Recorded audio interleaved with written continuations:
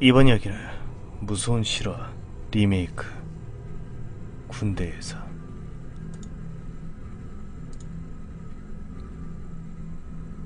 이야기는 군복무 당시 부대에서 일어났다는 그 실화를 소설식으로 정리한 것입니다. 그 여자가 처음 보았던 날은 장맛비가 엄청나게 쏟아지다 2월의 어느 여름날 밤이었다. 한치 앞을 볼 수 없는 어둠 속에서, 게다가 비까지 내려 바로 앞에 사람이 서 있어도 볼 수 없는 상황에서 그 여자가 보인다는 게 아직도 신기하게 느껴진다. 우리 부대는 반경 3km 그 이내에 민가가 없다. 산속에 처박힌 구형 막사의 부대였다. 밤에 유병소 근무를 서게 되면 유일하게 들리는 소리는 바람소리와 새소리뿐이었다. 간혹 멀리 떨어진 부대에서 야간 사격을 하며 총소리가 들리기도 하지만 밤에 우리 부대 주변에서는 그 어떤 인공적인 소리도 들을 수가 없었다. 내가 일병이 되면서 처음으로 유병소 근무를 나가던 날이었다. 우리 부대는 일병이 되어야만 부대 정문이 유병소 근무를 설 수가 있었으나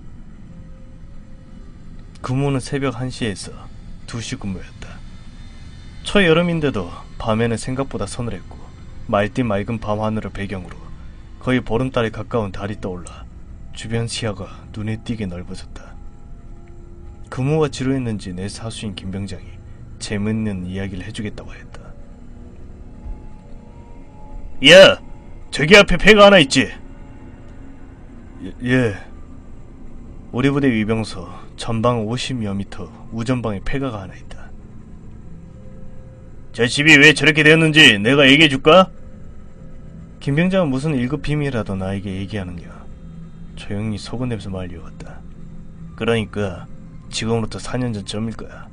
내가 이 부대에 오기 전에 저 집에 부부와 20살인 딸이 한 명 살고 있었대. 그 집 딸은 예쁜 얼굴은 아니었는데 젊은 여자라는 이유로 이 부대 군인들에게 아주 인기가 많았다고 하더라고. 부부는 사슴농장 일과 인접부대 병사들을 상대로 여러 일을 대행해주며 생계를 이어갔지. 무슨 일을 대행합니까? 그거 있잖아. 군대 편지 말고 싸제 편지 보내주고 물건도 우편으로 보내주고 간혹 읍내에서 사올 물건도 대신 사다주면서 군인들로부터 돈 좀 받았지. 나는 왠지 계기스러운 얘기가 나올 것 같은 긴장감이 감돌았다. 그런데 우리 부대원 중에 졸라 잘생긴 놈이 있었는데 그 집 딸내미와 눈이 맞았었나봐. 사람들 얘기로는 여자가 그놈을 무지하게 좋아했다더라고. 그놈은 단지 욕정을 채우기 위한 대상으로 그 딸내미를 만났었고, 그놈이 아주 나쁜 놈이란 건 그 뭐냐면 이미 2~3명의 사회 여자들이 면회를 왔다 갈 정도로 여자가 많았음에도 그 집 딸내미를 계속 몸에 품었다는 거야. 그 딸은 모든 걸 다 바쳐 사랑하고 있었는데 말이야. 그런데 말이야, 그 녀석 제대 날짜가 다가오자 여자는 불안해지기 시작했어. 여자는 시간이 지나면 계속 지나면서 남자가 자기를 그다지 사랑하지 않을 걸 알게 되었지만 자신의 모든 것은 이미 그놈한테 가버린 거야. 그래서 여자는 그 남자를 찾기 위해 결국 임시를 택했어.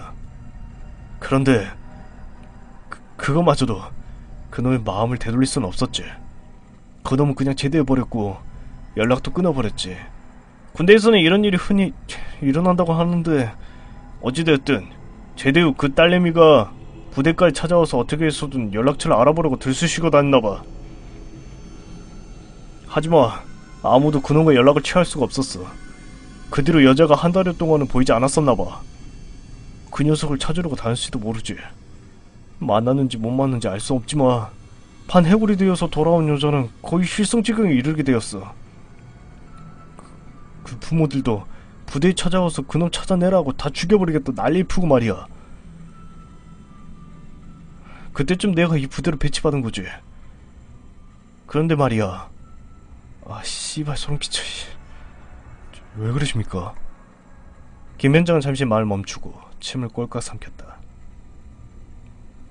그런데 말이야, 어느 날 밤에 이병석 군무자가 금을 서고 있었는데 그 집 딸내미가 집 앞에 우거진 미류나무 사이에서 반드시 자신들을 그렇게 노려보면서 지켜보고 있었다는 걸 봤대. 밤이라서 잘 구분 안 갔는데 사람이 분명하고 똑바로 서서 나무 사이로 자기들을 보고 있더라는 거야. 와, 소름 끼쳤겠습니다. 그게 소름 끼쳤다는 게 아니라 김현정은 다시 한번 침을 꼴깍 삼키며 하고자 하는 나머지 말 이어갔다. 여자가 흔들거리더라는 거야. 난 나도 모르게 숨소리에 비명을 지르고 말았다. 죽은 겁니까? 몸에 달아서. 공포스러워하는 내 표정이 즐거웠는지 김병장은 조용히 얼굴을 나에게 들이대며 말했다. 시작은 그때부터였었지. 저 집이 이사간 뒤로 그 여자는 죽었어. 네 말대로 몸에 달아서. 그때가 바로 내 이 부대로 배치받은 지 2달이 다 되어갔을 때일 거야. 나는 미친 여자의 단순한 자살로 알고 있었는데 부대원들의 표정을 보니 그런 것 같지 않았어. 모두를 항거하고 있었지만 뭔가 큰일이 뒤에서 숨어있으면 알 수 있었지. 그때 날 무지하게 아끼던 말년 병장이 있었는데 그 사람이 제대하기 전날 이야기를 해준 거야. 다른 사람도 아니고 당시 이등병이었을 텐데 왜 얘기를 해주는 겁니까? 그게 말이야, 그 여자가 죽은 뒤로 이병소에서 근무자들이 그 여자를 봤다는 소문이 나누기 시작했거든. 귀신 말입니까? 귀신인지 사람인지 모르지만 하여튼 몇몇 야간 근무자들이 그 집 딸내미를 텅 빈 집 근처에서 봤다는 거야. 나는 조용히 침을 한번 삼켰다. 근데 어우 씨발, 죽을 때 모습 그대로 미루나무 사이에서 흔들리더라는 거야. 나는 등골이 서늘하게 얼어붙는 듯 했다. 한 번은 그것을 목격한 유병수 근무자가 서치라이트를 켰거든? 그런데 그때는 보이지 않더래. 나는 지금 김병장에게 꼭 하나 물어보고 싶은 것이 하나 있었다. 지금도 나타납니까? 그래서 김병장은 모든 얘기가 끝난 것처럼 나로부터 얼굴을 멀리하고 미소를 지으며 말했다. 네가 이 부대 배치받은 뒤로 한 번도 없었어. 너도 그런 얘기 들어본 적 없잖아. 네, 그렇긴 합니다. 나는 그렇게 모든 것이 끝난 줄 알았다. 그의 장마가 시작되면서 우리 근무는 공포의 시간이 되었다.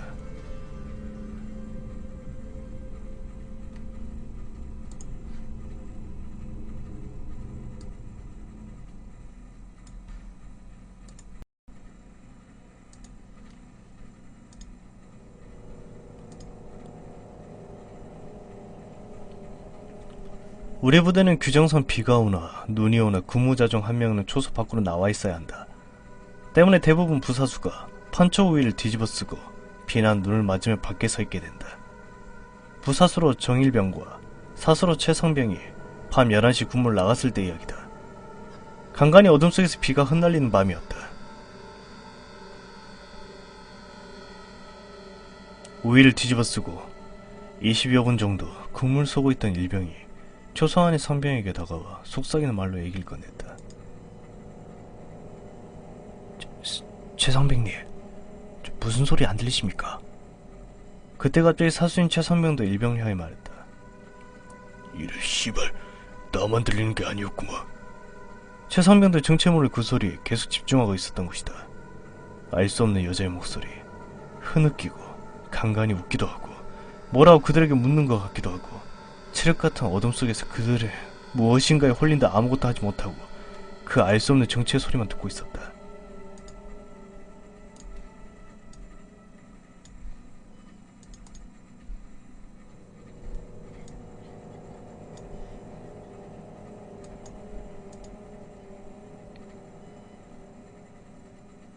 그런데 갑자기 초소 밖을 응시하고 있던 최상병이 혼잣말 중얼거리기 시작했다. 전방 50m, 전방 50m, 전방 50m. 왜 그러십니까, 최상병님? 야, 이 씨발놈아, 지금 안 보여. 전방 50m. 최상병은 소총을 움켜쥐고 초소 밖으로 뛰쳐나갔다.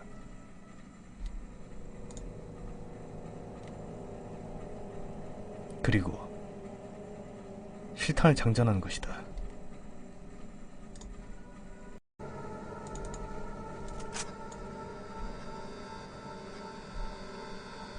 따라 나온 정일병은 심장이 터질 것 같았다. 전방 50m쯤에 어둠 속에 서 있는 사람 연사. 이 칠흑 같은 어둠 속에서 사람 형상이 보이다니. 손들어! 움직이면 손들어! 우리 부대는 최전방 부대이자 GP나 GOP 부대는 아니지만 평소에 근무를 설 때 공포탄 없는 실탄 근무를 쏜다. 게다가 장전을 하지 않지만 탄창을 삽탄, 탄창을 총에 끼워 넣는 것 상태로 그 상태로 근무를 서게 돼 있다. 그런데 최선병이 철커덕 소리를 내며 장전을 하는 것이다.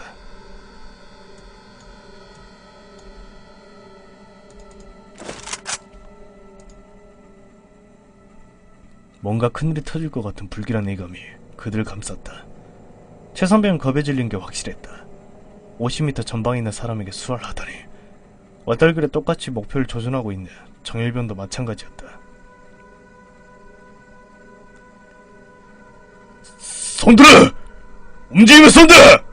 벽돌! 최선병은 암고를 외쳤다. 응답없는 사람의 형상. 벽돌! 정일병은 그 사람의 형상이 오히려 걱정이 되었다. 지금 이대로 있다가는 최선병이 방아쇠를 당길 것 같았기 때문이다. 아무리 전방부대라고 하지만 철책 근무를 서지 않는 한 정하지 않은 미확인 물체에 대해 방아쇠를 당기진 않기 때문이다. 최선병의 마지막 암구가 울려 퍼졌다. 벽돌! 안됩니다, 최선병님! 정일병은 급하게 최선병의 소총의 방열판을 움켜쥐었다. 너 뭐야, 이 새끼야! 정신 나간 사람처럼 휘둥그레 눈을 부릅뜨고 쳐다보고 있는 최선병의 얼굴이 정일병에게 더한 공포를 다가왔다. 안됩니다! 민간인이면 어떡합니까? 부대에 들어온 것도 아니지 않습니까? 누가 사수건 누가 부사수인지 알 수가 없는 상황이었다. 그제서야 정신이 든 최선병은 조용히 일어나 그 형상을 아무 말 없이 주시했다.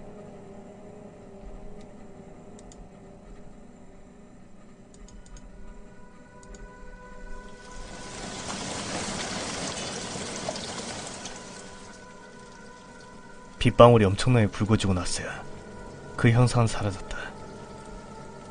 한동안 멍하니 초소 밖에서 자리를 지키던 최선병은 아무 말 없이 떨리는 손으로 장전된 총알을 분리하고 탄창에 다시 끼워 넣었다.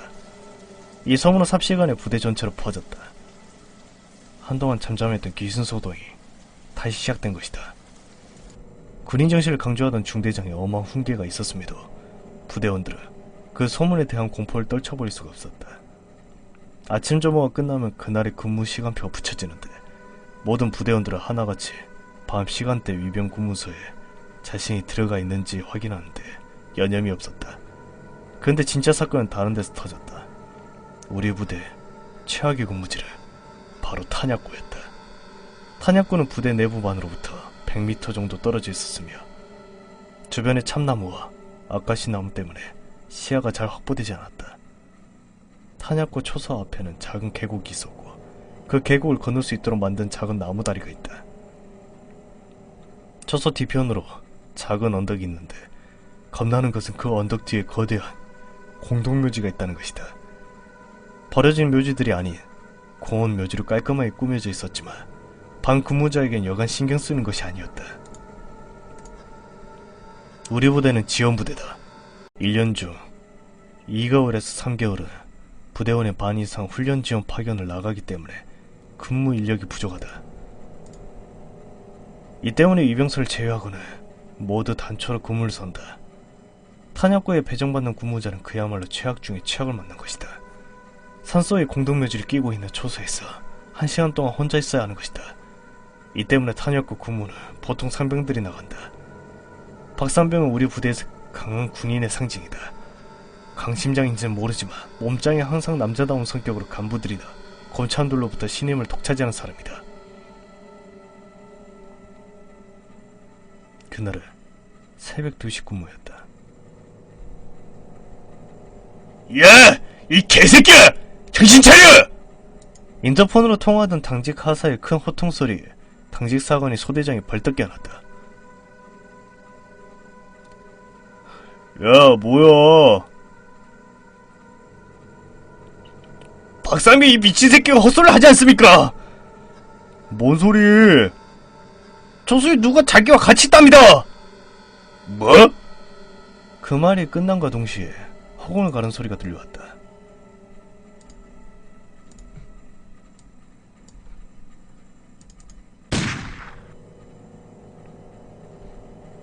서대장과 당직 하사는 서로의 얼굴을 한번 확인한 후 미친듯이 탄약고를 향해 뛰어갔다.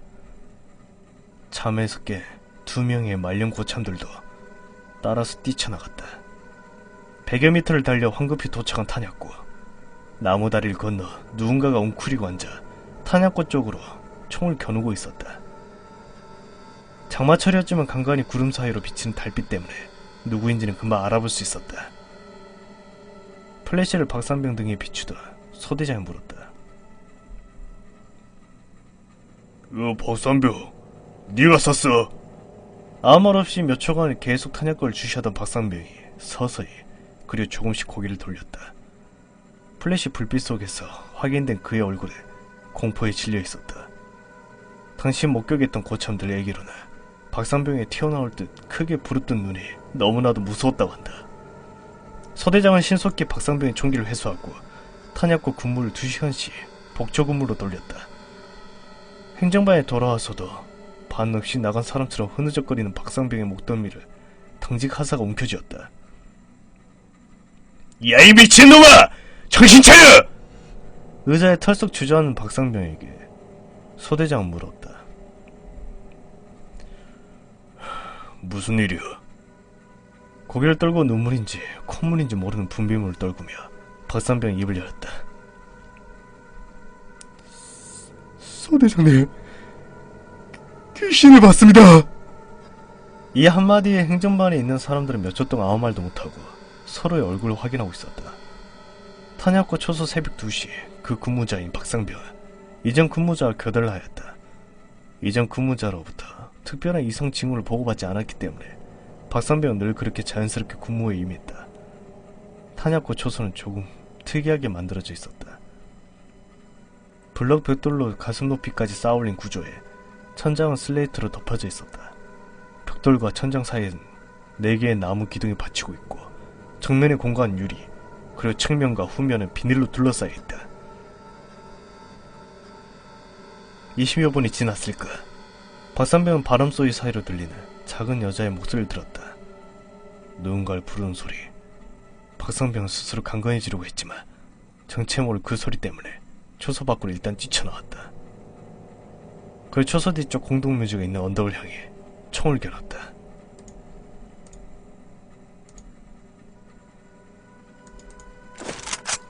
야, 씨발, 뭐야? 욕이 저절로 튀어나오면서도 박상병은 계속 자신을 안심시키려고 노력했다. 그런데 그 여자의 소리는 조금씩 더 가까워지기 시작했다.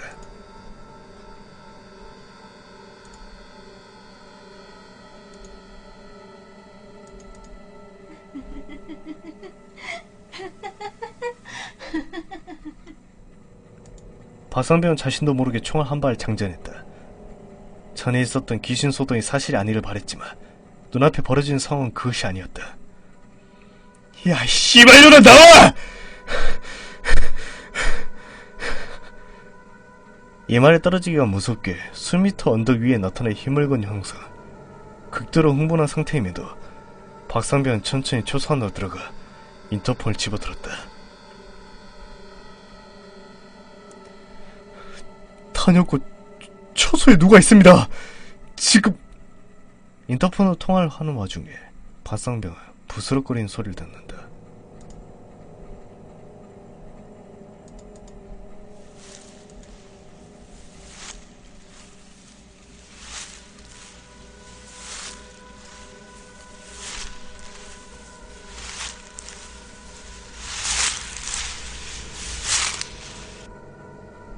그리고 바로 코앞에 유리창 정면에 나타난 힘을 건 형사. 박상병은 온몸은 굳어버렸지만 오른쪽 엄지손가락은 조용히 소총의 안정장치를 풀고 있었다. 그리고 조금씩 고개를 돌렸다. 유리창에 나타난 그 힘을 건 형상이 자신의 뒤에 있음을 알았기 때문이다. 박상병은 고개를 모두 돌려 그 정체 모를 형상의 얼굴을 확인할 만큼 강심장은 아니었다. 고개를 돌리는 와중에 박상병은 방아쇠를 당겨 허공에 총탄을 날린 후 미친듯이 초소를 뛰쳐나왔다. 내가 만약 그 여자의 형상이 초소 안에서 내 뒤에 있다고 생각되었다면 난 그 자리에서 기절하였을지도 모른다. 모든 이야기를 마친 박상병은 네오반으로 조용히 이동하였다. 이미 네모반에 불이 환하게 밝혀져 있었고 무슨 영문인지도 모르는 부대원들을 넋이 나간 사람처럼 들어오네 박상병을 멍하니 쳐다보았다. 야! 당분간 박상병 야간 근무 열애시켜.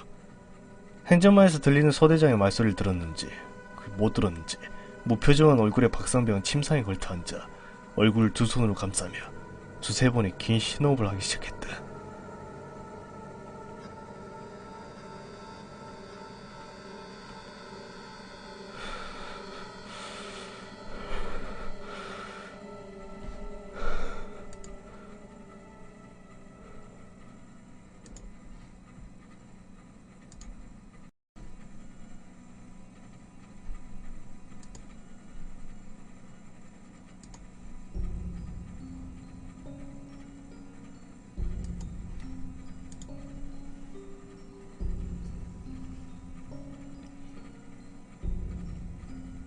몇몇 병장들의 괜찮냐는 질문에 박상병은 괜찮다며 근무복장을 조용히 해체했다.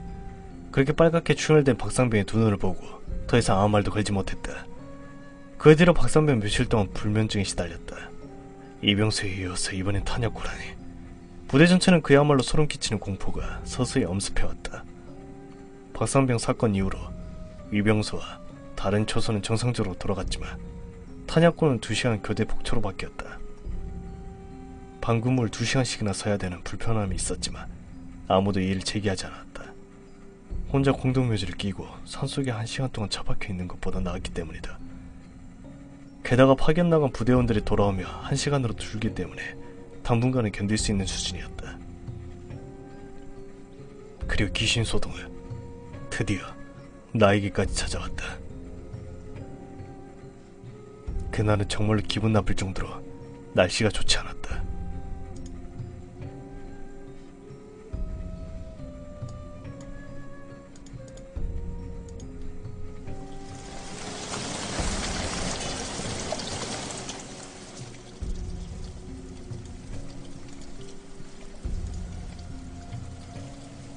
새벽 2시 근무였는데 하늘에 구멍이 났는지 장대비가 억수로 쏟아졌다. 나는 판초 위를 뒤집어 쓰고 밖에 서 있었으며 나의 사수인 정상병은 초소 안에 처박혀 무엇을 하는지 모를 정도로 조용히 잘 지키고 있었다. 시끄러웠다. 판초 위로 덮은 헬멧 위로 떨어지는 빗소리, 주변 숲의 나뭇잎을 강타하는 빗소리가 너무나도 크게 들렸다. 게다가 칠흑 같은 어둠 속에서 장대비가 쏟아져서 그야말로 전방 1m 안의 물체도 식별하기 어려울 정도였다. 정말로 누가 바로 코앞에 있어도 눈치채지 못할 정도였다. 내가 그 형사를 발견한 그 근무 시작 20분이 지났을 때였다. 나 아직도 그 시간을 기억한다. 새벽 2시 20분. 내가 시간을 확인하기 위해 손목시계에 내장된 조명등을 켜고 봤을 때이다. 2시 20분. 시간을 확인한 나는 다시 고개를 들고 전방을 주시했다. 그런데 이게 뭔가 전방 10수미터 정도의 희멀건한 형상이 미루나무 쪽에 매달려 있는 게 아닌가. 너무나 어두운 미루나무에 매달려 있는 건지 그냥 떠 있는 건지 모르지만 그냥 미루나무 쪽이었다. 난 순간적으로 움찔했지만 고참들이 얘기해준 적응시라는 말이 떠올랐다. 불빛을 보고 아주 어두운 곳을 쳐다보며 망막에 잔상이 남는다. 보통 푸르스름하게 잔상이 나타난다. 그때는 눈을 10초 정도 감았다가 떠라. 그리고 한 곳을 오랫동안 쳐다보지 마라. 너의 머리가 사물 애국시켜서 표현한다. 나는 조용히 눈을 감았다. 속으로 10초를 세면서. 그리고 눈을 떴다. 그러나 나는 다시 눈을 감아야 했다. 그것이 사라지지 않았기 때문이다. 두 번째 10초를 세는 동안 나는 이미 등골에 싸늘한 기운이 몰려오기 시작했다. 8, 9, 10. 다시 눈을 떴다. 아직도 그 형상이 있다. 갑자기 나도 모르게 헛기침이 나왔고 나는 입속에 빗물이 쏟아져 들어감에도 위를 향해 입을 크게 벌려 긴 호흡을 하였다. 그 힘을건 형상이 서서히 아래로 내려오기 시작하였기 때문이다. 나는 내 스스로 진정시키지 않을 수 없었다. 나는 그 형상을 주시한 채 정상병을 불렀다.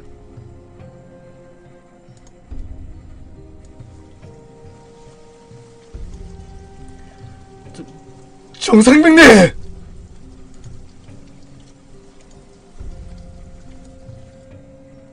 들릴 리가 없었다. 4~5m 거리지만 서로 볼 수도 없었을 뿐더러 내 목소리는 이미 빗소리에 묻혀버렸기 때문이다. 난 천천히 걸음을 옮겨 정상병이 있는 반대편 초소로 이동했다. 그리고 가만히 초소 안에서 전방을 주시하고 있는 정상병을 불렀다.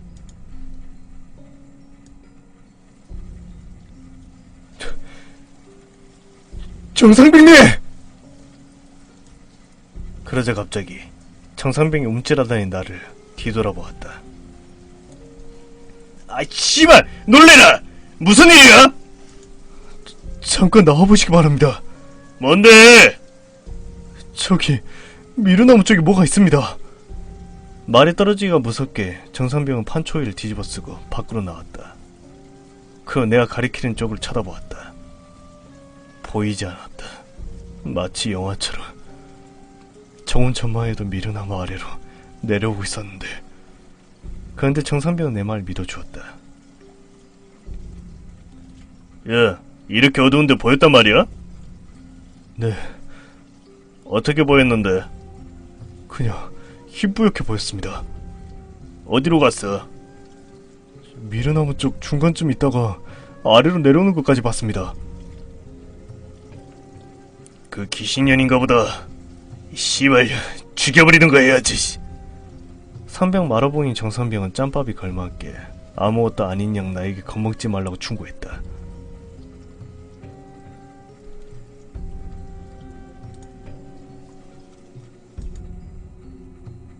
정상병은 내가 걱정되었는지 아니면 자신의 두려움을 없애려고 하는지 초소 안으로 들어가지 않고 나와 똑같이 비를 맞으며 내 옆에 우두커니 서 있었다. 나는 다소 안심이 되었지만 그 편안함은 오래가지 못했다. 이번에는 소리가 들렸다. 천지에 쌀알이 쏟아지는 듯한 빗소리에 섞인 작은 소리.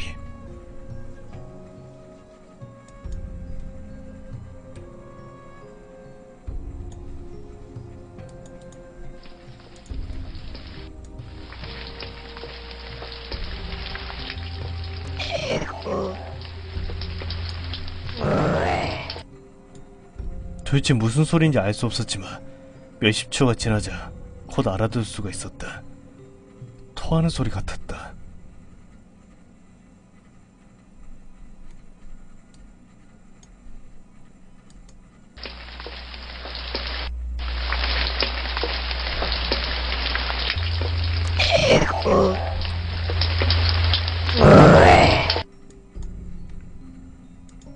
나는 그때 처음으로 오구름이 저리다는 것을 느껴봤다.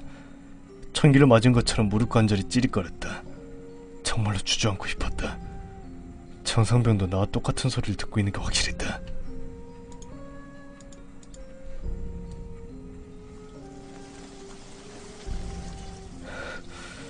이 씨발려! 정상병은 자신도 모르게 떨리는 목소리로 욕을 내뱉었다. 내 머릿속의 두뇌는 어떻게 해서든 이 상황을 긍정적으로 해석하기 위해 수만 가지 생각을 떠올리며 열심히 작업 중이었다. 그리고 한 가지 적당한 답안을 제시했다. 개구리. 뭐? 정상빈이 개구리 소리 아닙니까? 나를 바라보며 잠시 생각에 잠긴 정상병은 그제서야 내 말에 맞장구를 쳤다. 잘 들어보니 그렇기도 하다.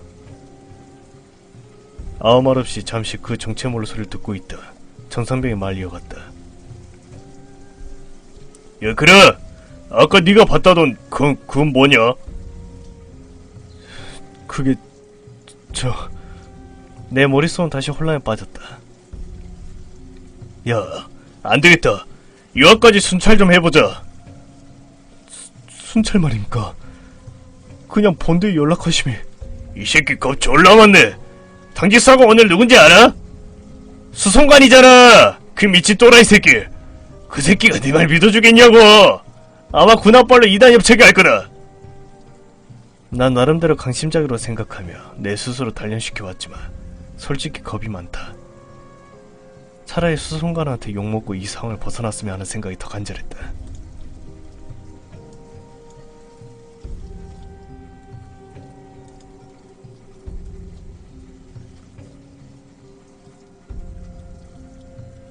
그러나 수송관 못지않은 성격의 정상병은 이런 나의 생각에 절대로 동의할 인물이 아니었다.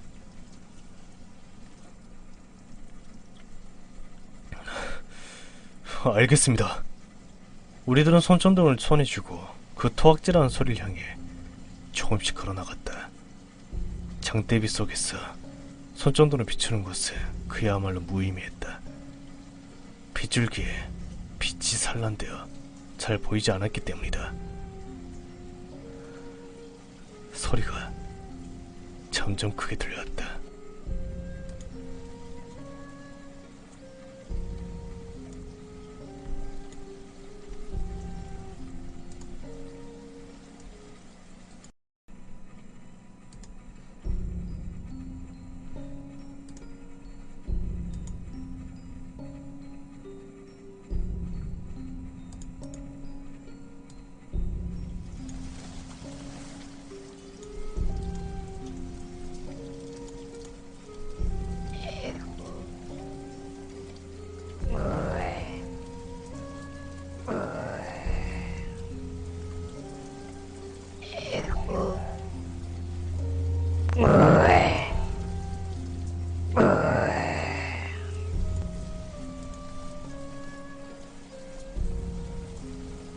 거의 10m 전방까지 다다른 것 같았다. 누가 먼저라 할 것도 없이 어깨에 매달린 K2 소총이 개머리판을 펴고 총구를 들어올려 전방을 조준했다. 내 머린 더 이상 전진하지 말 것을 명나하고 있었지만 다리가 말 듣지 않았다.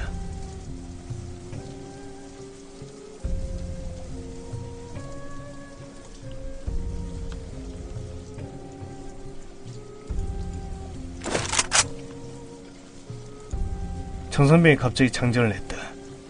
안전장치를 풀었는지 안 풀었는지 모르지만 여차하면 방아쇠를 당길 기세였다. 제발 정선병이 미쳐 날뛰지 않길 바랄 뿐이다. 해결한 정선병이 나를 귀신으로 본다면 난 이미 죽은 목숨이야 다름이 없었다. 이젠 멀어야 10m 전방이다. 땀인지 빗물인지 모르는 액체로 내 얼굴이 이미 흥건히 젖어 있었다. 그런데 수미터 앞에 도달하고 나서야 난 내가 고안한 답안이 틀렸음을 알게 되었다. 분명 사람 소리였다. 개구리 소리가 아니었다. 아직도 빗소리가 더 크게 들렸지만 이건 분명 사람 소리였다.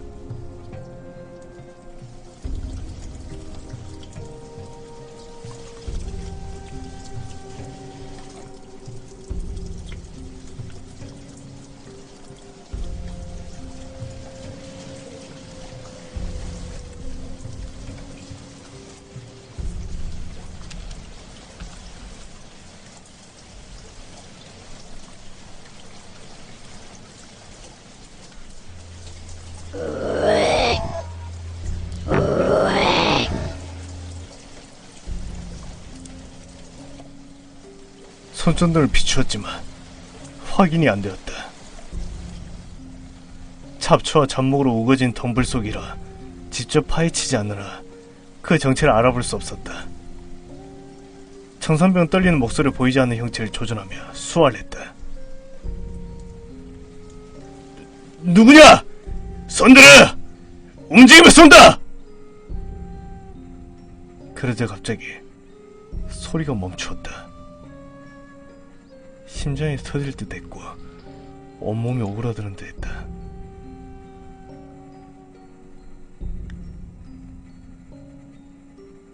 그 토악질 소리가 들리지 않자 빗소리만이 주위를 감쌌다. 그러나 그 시끄러운 빗소리도 우리들에게는 무섭도록 소름 끼치는 고요한 정막이나 다름없었다.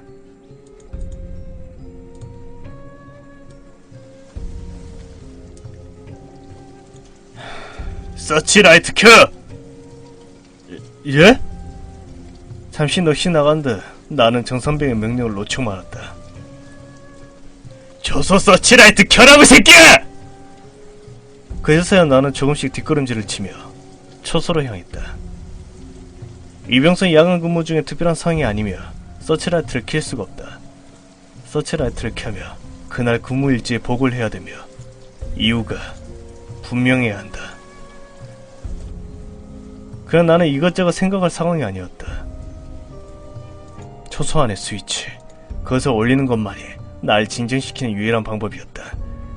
그러나 난 초소에 들어가기도 전에 내 바람이 어긋났음을 알게 되었다.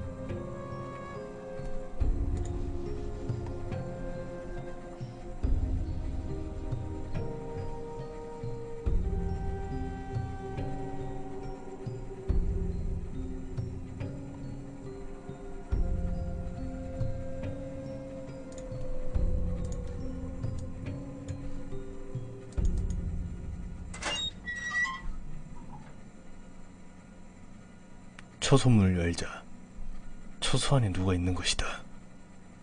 손전등에 비친 흰색과 검은색, 전설의 고향에서나 볼 수 있는 처녀 귀시라 부르다 흰 소복에 검꽃이 튼 긴 생머리. 어쩌면 단순한 흰색과 검은색을 내 머리가 그렇게 해석했는지도 모른다. 눈으로 보이는 검은색 두 점과 시선이 마주쳤을 때 더 이상 내 두 다리에 버티지 못했다. 기절해보았는가? 창피한 얘기지만 나는 훈련소에서 행군 중에 탈진으로 기절해본 적이 있다. 체력이 약해서라기보다는 수통에 물 한꺼번에 들이키는 바람에 염분 부족으로 탈수와 탈진이 동시에 온 것이다. 6시간 넘게 머리가 깨질 듯한 고통과 천근만근 같은 몸을 이끌고 난 계속 걸었다. 그러 도착 지점 200여 미터를 앞두고 안도감이 밀려오자 나는 바로 쓰러져 버렸다. 그런데 그때 기절했다는 사실도 잘 몰랐다. 난 내가 잠깐 잠이 든 줄 알았다. 조교와 동기들의 도움으로 난 몇 초 만에 바로 깨어났다. 그리고 행군을 완료시켰다. 그런데 지금 달랐다. 정신은 멀쩡한데 몸이 나른해지면서 힘이 하나도 없는 것이다. 이미 내 몸은 내 것이 아니고 외마디 비명도 지를 수 없었다.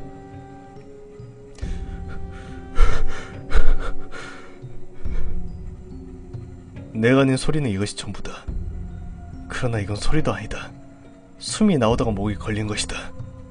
영화 속의 비명은 다 거짓인 것 같다. 정말로 아무 소리도 낼 수 없었다. 갑자기 사물이 멀어지고 눈앞의 영상이 시선 중심으로 몰아지면서 주변의 TV 화면이 꺼지듯 어두워진다. 그래도 난 군인이었나 보다. 무릎을 털썩 꿇어 주저앉으며 기절 직전까지 갔지만 내 오른손의 소총을 놓지 않았다. 내 머리는 그 여자를 올려다보고 있었지만 떨어뜨린 손전등 때문에 그 현상을 더 이상 볼 수가 없었다. 머릿속에서는 계속 소총을 들어 쏘라고 명령하였지만 정말 바늘 하나 들어올릴 힘조차 없었다. 정상병님, 정상병님.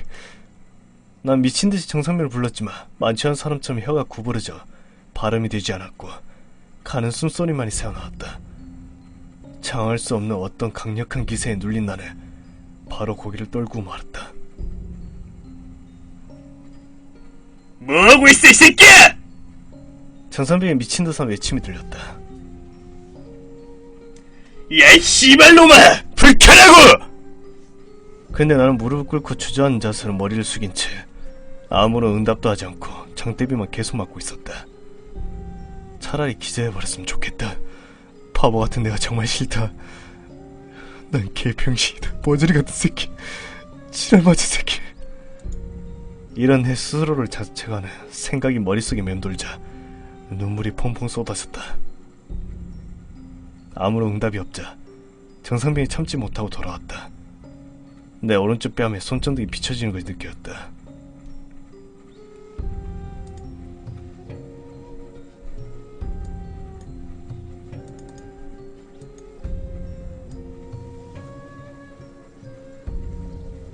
야, 너 왜 그래? 조용히 다가와 내 얼굴을 확인하다 정상병이 또다시 물었다. 야, 이 씨발놈아! 초소에 불 켜라고 했는데 너 뭐하고 있는 거야? 난 그제서야 고개를 천천히 돌려 울먹이며 거친 말 내뱉었다.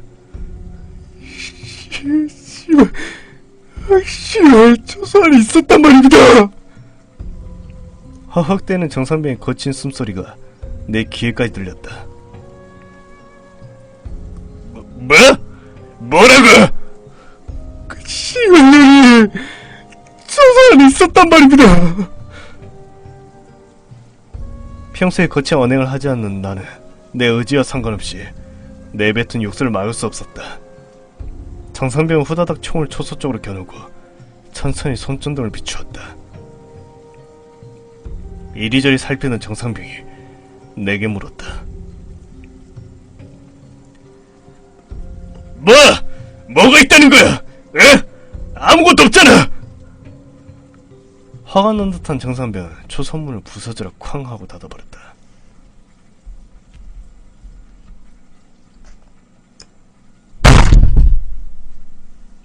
오늘 그 여자가 날 엿먹이려나 보다. 이 생각이 머릿속에 떠오르자 갑자기 군홧발이 내 오른쪽 어깨를 강타했다.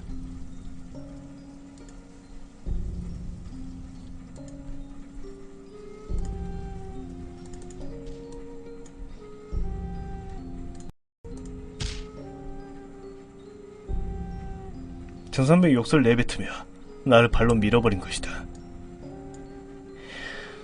이 개새끼야! 정신 안 차려! 무릎을 꿇은 상태에서 넘어진 나는 다시 상체를 일으켜 세웠다. 바보같이 보이는 내가 미웠는지 정상병은 다시 한번 군홧발로 내 가슴판을 밀어붙여 나를 넘어뜨렸다. 이 병신같은 새끼! 일어나! 이 개새끼야! 이런 일로 주저앉아있냐 이 병신새끼야! 내가 상체를 다시 일으켜 정선빈 기다렸던 듯이 다시 날 넘어뜨렸다. 나 아무런 고통도 느끼지 못했다. 단지 무능한 군인처럼 보이는 내 자신이 무일 뿐이었다. 수차례 정상병의 발기질이 끝나자 그제서야 난 제정신이 드는 듯 했다. 온몸에 도끼 같은 기운이 솟아나는 느낌이었다. 난 정상병의 마음을 이해한다. 나도 내 자신을 두들겨 패고 싶은 심정이었으니까. 정상병은 한동안 내 앞에 서서 거친 숨을 수차례 몰아쉬었다. 뭐가 있다는 거야! 개새끼! 이 말이 끝나자 정상병 초선물 거치게 열어 제끼고 들어가 서치라이트 스위치를 올렸다. 순간 전방 50여 미터가 대낮처럼 밝아졌다. 역시나 장대비 때문에 빛이 산란되어 사물은 정확히 확인이 안 되었다. 주변이 밝아졌음을 느낀 정상병은 다시 구소리가 나다 덤불숲을 미친 듯이 뛰어왔다. 그제서야 정신을 차린 나는 소총을 펴주고 정상병을 뒤따라 뛰어갔다. 이 씨발년아 나와! 어딨어 씨발! 미친 사람처럼 정상병은 덤불숲 속에 들어가 발기질을 하고 소총이 개구리팔을 휘둘렀다. 이 개! 죽여버리겠어! 나와 이 개잖아! 무려 5분여 동안 미친 듯한 행동을 반복하던 정상병이 갑자기 조용해졌다. 그리고 잠시 후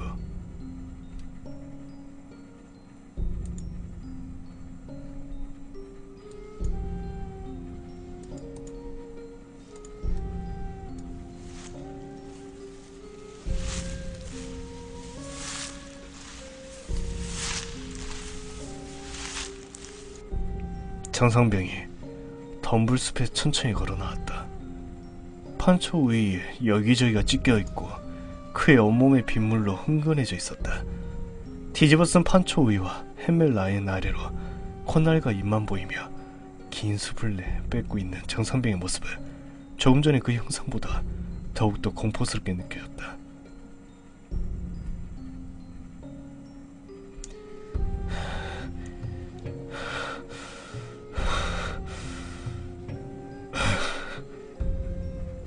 돌아가자. 좀 전의 모습과 너무나 다른 나지막한 억양으로 정상병이 말을 했다. 정상병이 총을 쏘지 않은 것을 보며 행동은 미친듯이 보였지만 정신은 있었나 보다. 초소로 돌아왔어야 우리 인턴폰이 요란하게 울리고 있음을 알게 되었다.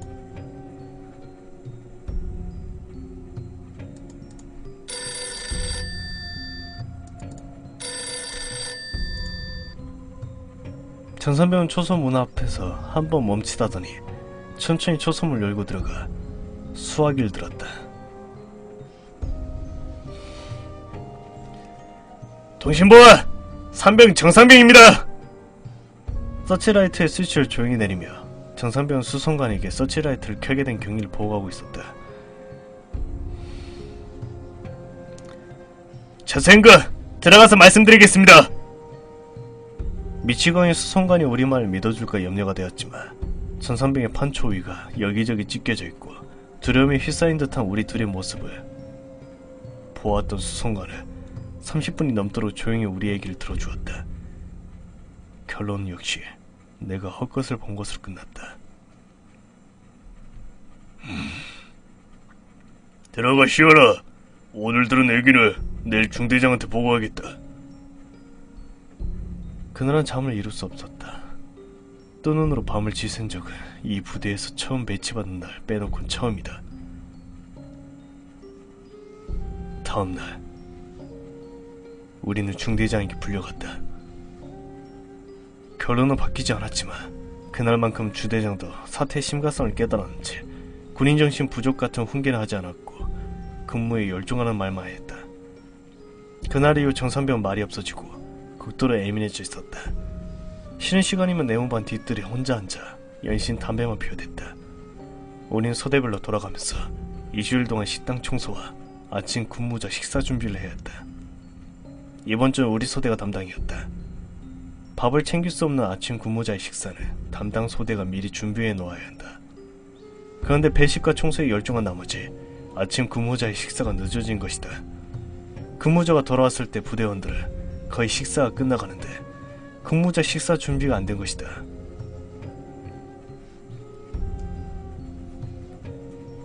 근무장인 일수대 이상병이 우리 소대 일병들에게 다가와 짜증을 냈다. 야, 이 자식들이 어디다 정신을 팔고 다니는 거야? 그제서야 근무자 식사를 깜빡했다는 사실을 아는 일병들은 밥을 먹던 도중 급히 일어나 사과했다. 시정하겠습니다. 곧 식사 준비하겠습니다. 일병 막내 축에 속하는 나는 후다닥 시판 2개를 들고 배식판으로 향했다. 이상병은 계속 안 익었다는 듯이 성질을 냈다.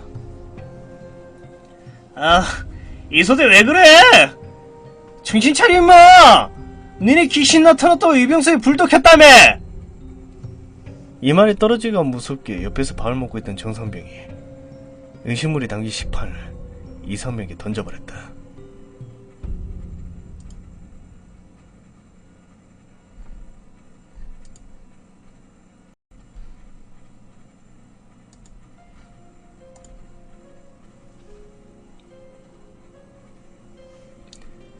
이 씨발 새끼가 어디서 지랄이야! 욕설과 함께 미친 사람처럼 눈을 부릅뜨고 정선병은 이상병에게 달려들어 주먹과 발기질을 사정없이 날렸다.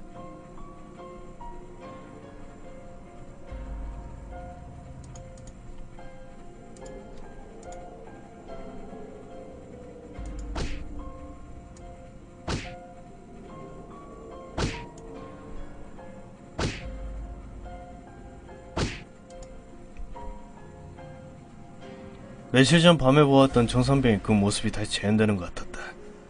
여느 같았으면 뜯어 말리고 끝날 일이었지만 그날은 정선병이 큰 실수를 하였다. 중대장이 사병식당에서 식사한 날이었기 때문이다. 중대장 앞에서 사병들 간에 그런 험한 꼴을 보였으니 난리가 아니었다. 분노한 중대장은 정선병과 이상병에게 군장을 메고 연병장을 돌 것을 명령했다. 늘 보는 얼차려이지만 다른 점이라면 그날은 군장 속에 모래와 자갈을 가득 채우고 있다는 것이다. 중대장은 굉장히 엄했다. 반나절 동안 쉬지 않고 뺑뺑이를 돌린 것도 모자라 점심시간이 되자 식당까지 포복으로 기어가도록 했다. 서서 밥 먹는 중에서도 군장을 벗지 못하게 했고 식사가 끝나자 다시 포복으로 연병장까지 기어가 뺑뺑이를 돌게 만들었다. 부대 분위기는 말로 표현할 수 없을 만큼 침체되어 있었다. 무슨 조치를 취해야만 했지만 무엇을 해야 되는지 아무도 알 수 없었다. 하루 동안의 얼차례가 끝나자 정상병 이상병에게 미안하다는 말을 건넨 후 종의 네모반 뒤뜰로가 담배를 입에 물었다. 그의 몸은 물을 끼얹는 듯 땀으로 흠뻑 젖어 있었다. 나는 그가 괜히 나 때문에 얼차를 받는 것 같아 가슴이 아팠다. 난 천천히 그에게 다가가 말을 걸었다.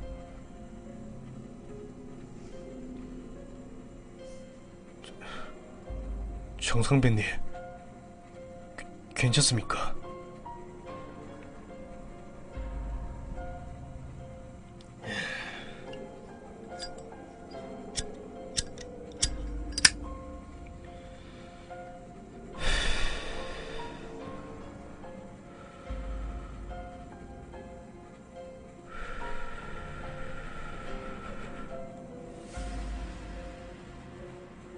나의 물음에 정선배는 아무 대답도 없이 담배만 깊게 빨아들이고 있었다. 날 쳐다보지도 않고 멍하니 전방에 시선을 고정한 채 연신 담배만 빨던 정선병이 입을 열었다.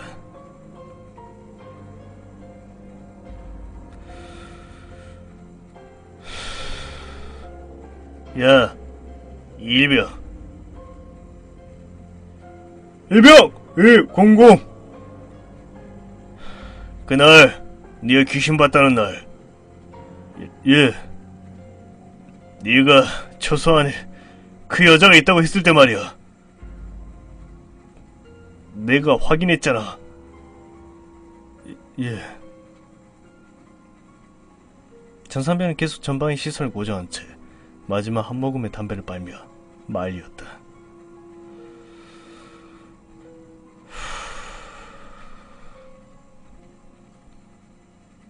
나도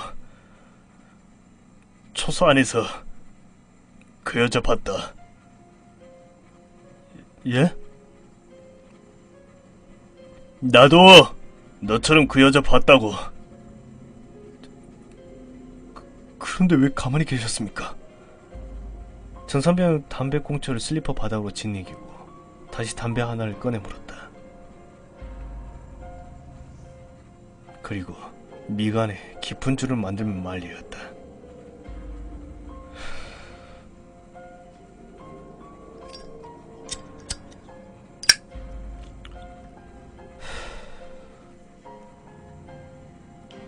반투명한 힘을 거는 여자 형상이 허공에 반쯤 떠있더라. 그건 살아있는 사람이 아니었어. 내가 어떻게 해볼 상대도 아니었고 너무 겁이 나서 얼른 문을 닫았어.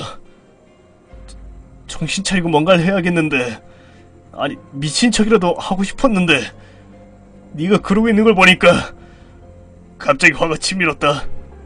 미안하다. 아닙니다.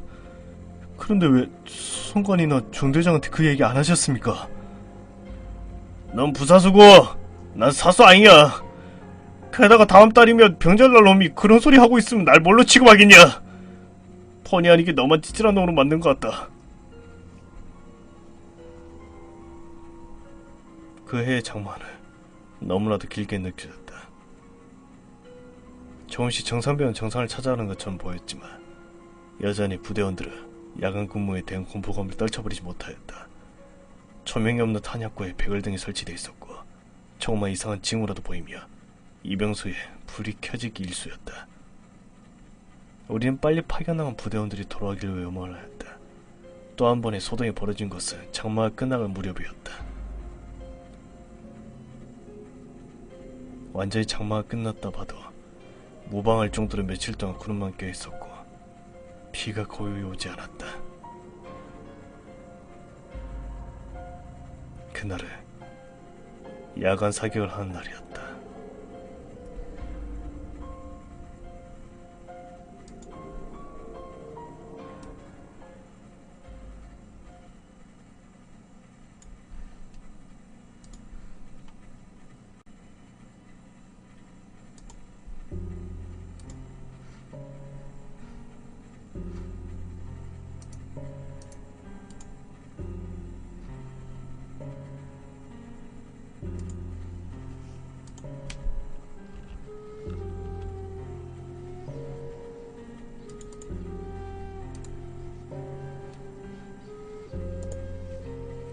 주간 사격 때는 보통 소대장이 인솔을 하는데 그날은 중대장까지 참가를 하였다.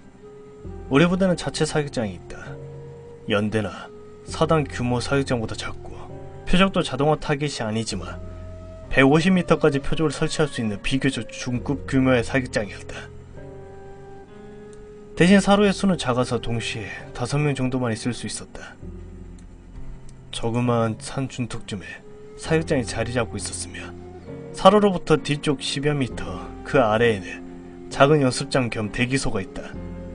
그날 야간 사격은 0점 조준용 종이 타겟을 25m 전방에 놓고 실시하였다. 야간 사격을 할 때는 가늠자와 가늠쇠에 형광물질을 바른다.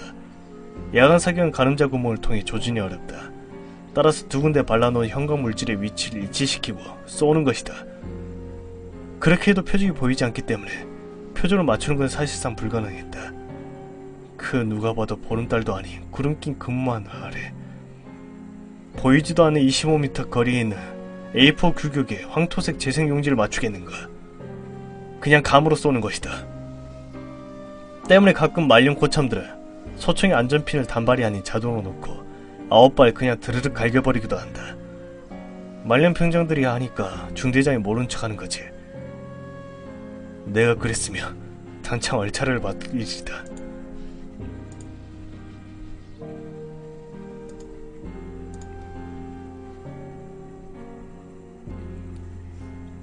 일조! 탄창 삽입! 단날! 일반 장전!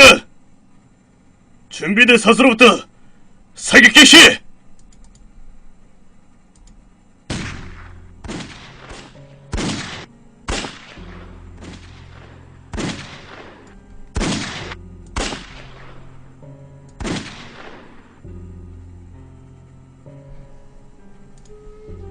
나는 화약 냄새가 좋다. 어깨에 전해지는 소총의 반동이 좋다. 그리고 이 산 저 산에서 메아리치는 소총 소리가 좋다. 난 총을 잘 쏜다. 논사훈련소 자동화 타겟에서 전진 무위탁 자세로 20발 중 19발 맞춘 적이 있다. 태어나서 처음으로 쏴보는 총이었는데 조교가 사회에서 총 쏴봤냐면 물 정도였으니까. 지금 생각해보면 사경은 나에게 군생활 동안 정말 고마운 존재였다. 나에게 휴가를 한 번 더 보내줬으니까. 안전검사를 마치고 1조 사격이 끝나자 뒤에 서서 대기하던 2조가 사로로 진입했다. 바로 그때였다. 사격 중지! 사격 중지! 중대장의 어명이 떨어졌다. 중대장이 왜 사격을 중지시켰는지 사로에 서 있던 모든 부대원들은 그 이유를 알 수가 있었다. 표적 너머 숲이 시작되는 곳에 힘얼건 형상이 서 있는 것이 보였기 때문이다. 몇몇은 보이지 않는다고 했지만 대부분은 볼 수 있었다. 사람일 리는 없다. 사격장 주변은 목책과 시멘트 방호벽으로 이중으로 둘러싸여 있었다. 사람이 들어올 수 없을 뿐더러 일단 부대 반경 3km 이내에는 민가가 없다. 인접한 부대도 없다. 간첩이란 미친놈이 아니고서야 사격장 표정 근처에서 자신을 드러내지 않을 것이다. 게다가 사격 전에 표적지 주변을 순찰하고 사격 5분 전엔 사이렌까지 울리고 경고 방송까지 한다. 집단 체면이 아니라면 우리 대부분은 두 눈으로 그 형상을 본 것이다. 사격 중지를 명령하던 중대장은 한참 동안 말없이 심각한 표정으로 그 움직이지 않는 형상만을 주시했다. 그리고 큰 소리로 그 형상에게 말을 걸었다. 어이! 거기 누구야? 메아리처럼 중대장의 목소리가 사격장 주변을 맴돌았다. 아무 반응이 없는 그 형상. 갑자기 중대장이 그 형상이 있는 표적지 뒤에 숲을 향해 미친듯이 뛰어갔다. 어둠 속으로 사라져가는 중대장. 잠시 후 그의 목소리가 들렸다. 우리 얘기 좀 합시다. 그러나 여전히 그 형상은 말이 없었다. 가까이 접근한 중대장은 그 형상이 무엇이었을까? 그리고 무엇을 보았을까? 목책과 방어벽 때문에 어쩌면 보이지 않을 수도 있다. 사냥자는 사로에서 표적지까지 완만한 U자로 구부러진 형태라 표적지가 있는 곳으로 접근하면 목책과 방화벽 뒤편이 보이지 않는다. 중대장은 계속 말리었다. 왜 우리 부대원들이 이러십니까? 우리 얘기 좀 합시다. 왜 우리 부대원들을 괴롭히십니까? 근데 중대장이 이런 질문에 돌아온 것은 외마디에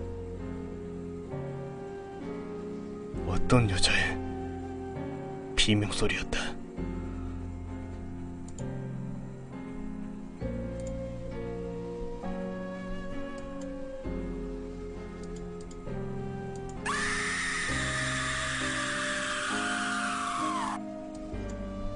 우린 동시에 살 내는 듯한 조율과도 같은 소름에 할 말 잃어버렸다.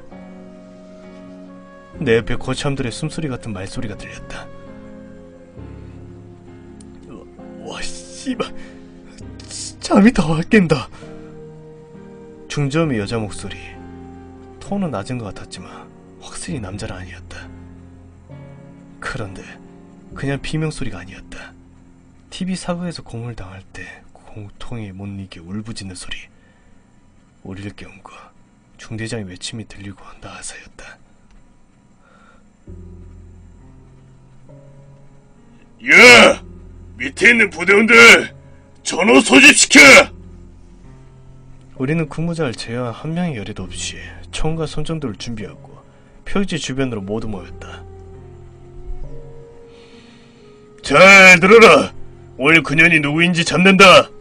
1소대는 사격장 왼쪽, 2소대는 사격장 오른쪽의 외곽으로 돌아라. 3소대는 정면 쪽문을 통해 나가서 숲속을 뒤진다. 그리고 4소대는 나와 함께 유변소 뒤쪽의 새길을 따라 올라가면서 숲속을 살핀다. 그리고 단창 분리해라. 절대로 총을 쏴서는 안 된다. 싸우더라도 총을 쏴서는 안 돼. 소대장은 내려가서 유변소 포함 부대 내 모든 근무자들에게 불을 밝히라고 해라. 모두 산 정상까지 올라가면 수색을 종료한다. 이렇게 해서 1시간 동안 우리 야원 순찰이 시작되었다. 2소대에 속한 나는 사격장 오른쪽 외곽으로 진입해 목책과 방어벽 외곽 주변을 샅샅이 수색하기 시작했다. 며칠 동안 비가 거의 안 왔음에도 아직 산속의 흙은 걷기 불편할 정도로 질퍽거렸다. 게다가 나무 사이사이에 있는 무성한 덤불과 잠몽은 우리의 전진을 더욱 더디게 만들었다. 부대원들이 같이 있음에도 수색 작업은 긴장의 연속이었다. 오진 덤불 속을 손전도로 비추며 손으로 하나씩 열어 제낄 때마다 누군가가 바로 코앞에 있을 것 같은 느낌이 자꾸 들었다. 그러고 보니 나는 이 산에 올라가 본 적이 없다. 우리 부대는 가을에 이 산에서 쌀이나무 채취 작업을 한다고 했는데 길을 잘 모르는 졸병들이 길을 잃을까봐 고참들은 수시로 2m 이상 서로 떨어지지 말 것을 계속 강조했다. 30여 분이 지나자 숨이 턱까지 차오르기 시작했다. 여기저기서 허헉거리는 소리가 들렸다. 산속에서 부대 쪽을 내려다보니 부대 전체가 하얗게 밝혀져 있는 것이 보였다. 나뿐만 아니라 거의 부대원들의 생각은 같을 것이다. 이 여자는 잡히지 않을 것이라고. 그리고 우리 예상은 맞았다. 수색시간 1시간 뒤쯤에 우리는 모두 아무런 소득 없이 산 정상에서 만났기 때문이다. 그날 야간 사격은 그렇게 끝났다. 밤 12시가 넘도록 행전방에서 중대장과 소대장 그리고 말년병장들이 얘기하는 소리가 들려왔다. 귀신소동을 겪었던 모든 사병들과 말년병장들, 소대장, 수송관 모두가 다음날 아침 중대장에게 불려갔다. 물론 나도 거기에 속해 있었다. 모두 하나부터 10까지 빠짐없이 얘기를 하는데 1시간 좋게 걸리는 듯 했다. 그 와중에도 나는 모르는 한 가지 사실을 알게 되었다. 내가 이 부대에 오기 한참 전에 한 사병이 외곽 초소 근무 중 총을 난사했다고 한다. 다행히 같이 있던 근무자를 포함해 아무도 상해를 입지 않았지만 그 사병은 군기교육대로 끌려갔고 부대에 복귀를 했지만 정하지 못하고 결국 다른 부대로 전출 갔다 간 것이다. 당시 그 사병은 무엇에 홀린 듯 미친 사람처럼 욕설을 하며 근무지 주변을 뛰어다녔다고 한다. 이야기가 1시간쯤 지나자 우리 부대에서 5년 넘게 근무 중인 수송관이 목매달아 죽은 그 여자 얘기를 꺼냈다. 중대장이 이 부대에 부임한 지 2년이 채 안 됐다. 때문에 그 여자 얘기를 처음 들은 것이다. 중대장은 신기한 듯이 수송관의 얘기에 귀를 기울였다. 중대장은 이 얘기를 부대원들이 모두 알고 있느냐고 물었고 수험관 대부분 알고 있을 거라고 대답했다. 잠시 동안 입을 굳게 닫고 있던 중대장이 무엇인가 결심한 듯 입을 열었다. 나도 군생활 동안 과학적으로 설명이 안 되는 기이한 얘기를 많이 들었었고 진짜 몇 번 경험해도 본 적이 있었다. 그러나 그것들은 대부분 무시하고 지나갈 수준의 것이었지. 그런데 이번 경우는 좀 다른 것 같다. 지난번 처음 사건을 보고받았을 때 난 사태의 심각성이 이 정도일 줄은 몰랐어. 대장에게 보고하겠다. 이에 수송관이 물었다. 보고해서 어쩌려고 하십니까? 천도제라도 지내야 되지 않겠나? 예? 천도제요? 이승을 떠도는 귀신을 달리해서 저승으로 보낸다는 그 천도제 말입니까? 그런데 지금 부대원들의 사기가 바닥에 떨어져 있는데 지푸라기라도 잡아야 되지 않겠나? 에이, 대장님이 기독교 신자신데 허락하시겠습니까? 안되면 내가 나서서라도 해야지. 이때 대장이 부대에 들어오는 것 같았다. 우렁찬 경례 소리가 위병소에서 들려왔기 때문이다. 잠시 후 중대장을 포함한 모든 간부들은 CP 앞에 정렬해 대장을 맞이했다. 나중에 소대장으로부터 들은 얘기인데 중대장이 대장을 설득하는데 많은 시간이 필요했다고 한다. 결국 우리는 무속이 아닌 불교식의 천도제를 지내기로 했다. 며칠의 중대장의 사비로 음식을 간단히 준비하고 불교 군종병에 의해 인근철의 주지 스님을 모셨다. 천도제는 오전 10시 위병소 옆 공터에서 그녀가 살던 집을 마주보고 시행되었다. 근무조와 지셔병을 제외한 모든 부대원이 집결하였다. 물론 대대장은 참석하지 않았다. 대신 주지 스님을 대대장 1호차로 모셔오라고 명령했다. 대대장 1호차를 타고 누군가가 위병소 정문 앞에서 내렸다.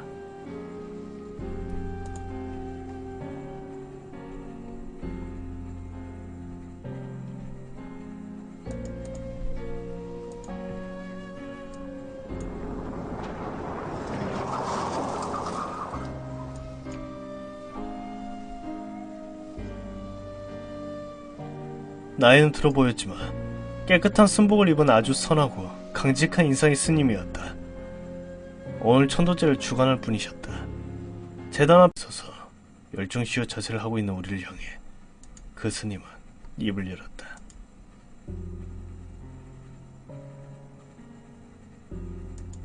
젊은 나이에 갑자기 죽은 여자, 횡사, 자기 집이 아닌 타간, 거리에 죽는 객사, 결혼하지 못하고 죽는 미혼사, 자살, 타살로 인한 죽음, 교통사고로 등해 사고로 죽은 사고사 등은 일정 기간이 지나도 저승에 들지 못하며 이승을 떠돌면서 살아있는 사람들을 괴롭히는 원기가 된다고 합니다.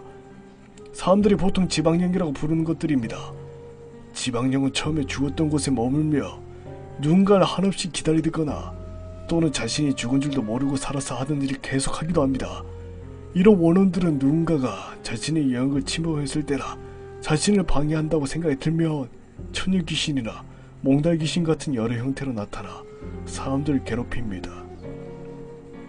천도제라 이런 원혼들의 넋을 위로하여 저승을 인도하기 위해 행해진 의식입니다. 그들의 가슴에 맺힌 한과 억울함을 풀어주고 저승으로 편안하게 보내주는 것이죠. 이곳에 오기 전에 오늘 제를 지내게 될 원혼에 대한 슬픈 얘기를 들었습니다. 이 원혼은 자신을 버린 남자를 기리고 있거나 아니면 구인들에 대한 원한으로 이곳을 떠나지 못하는 것 같습니다. 의식이 진행되는 동안 하느님을 믿으시는 분은 그 원혼이 천국에 갈 수 있도록 기도해 주시고 부처님을 따르시는 분들은 극락 왕생할 수 있도록 기원해 주시기 바라며 종교 없으신 분들도 오늘만큼은 꼭 이 원혼이 편안히 잠들 수 있도록 결혼해 주시기 바랍니다. 천도제는 원래 2시간에서 3시간 정도 걸린다고 한다. 그런데 오늘 천도제는 30분 정도로 간단하게 행해졌다.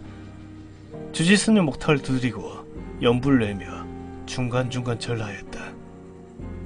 기독교 신자인 사병들은 서서 기도를 했고 나머지 사병들은 엎드려 주지스님을 따라 절을 했다. 표현의 방식은 달랐지만 오늘 우리 모두의 바람은 같았다.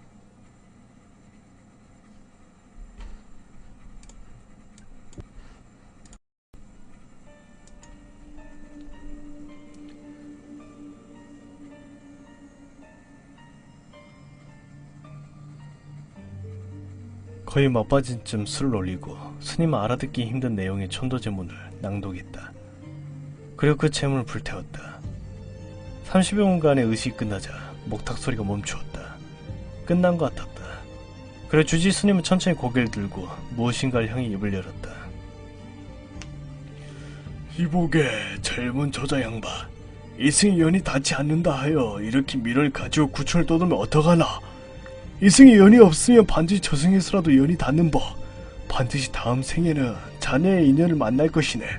선자를 괴롭히는 것은 극락 왕생을 바라는 죽은 자의 도리가 아닌 법. 이제 그 한설이 마음을 풀고 부디 이승의 끈을 놓게나. 주이스네의 그 말에 감동을 먹었는지 아니면 그동안에 겪은 일이 서러웠는지 나를 비롯한 몇몇 부대원들의 눈시울이 붉어졌다.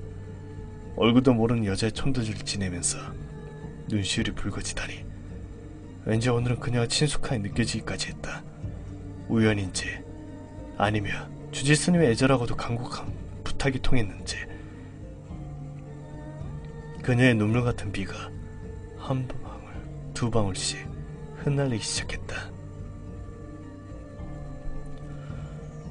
중대장님, 한마디 하시겠습니까?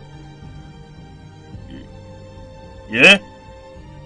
주지스님의 가짜스러운 부탁에 중대장은 머뭇거렸지만 곧 모자를 벗어 왼쪽 품에 안은 후 재단 앞에 서서 조용히 입을 열었다.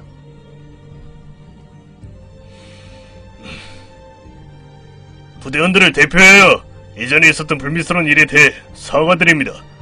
이제 우리 부대원들을 용서해 주시고 편안히 잠드시기 바랍니다. 그 후 단체 경례를 마지막으로 모든 것이 끝났다. 장마가 끝난 후 그의 여름은 유난히 더웠다. 잘못을 빌고 죄를 씻었다는 기분 때문인지 천도제 이후로 부대원들은 사기를 되찾았고 더 이상 귀신 소동은 벌어지지 않았다. 어쩌면 진짜 귀신은 우리 마음속에 있었는지도 모른다. 마음의 평화를 되찾자 모든 것이 긍정적으로 보이기 시작했다. 찌는 듯한 삼복더위가 시작되어 훈련이 줄어들면서 파견 나갔던 부대원들이 슬슬 속속 복귀하기 시작했다. 근무 일수는 눈에 띄게 줄어들었고 부대 생활은 정상으로 돌아갔다. 그동안 일어났던 일들을 복귀한 부대원들에게 얘기하자 그들은 마치 재미있는 영화라도 보느냐 신기한 듯 듣고 있었다. 아직도 그 미스테리한 일련의 사건들의 전말을 풀리지 않고 있지만 확실한 건 이제 그 일들이 한밤의 해프닝처럼 느껴질 정도로 잊혀졌다는 것이다.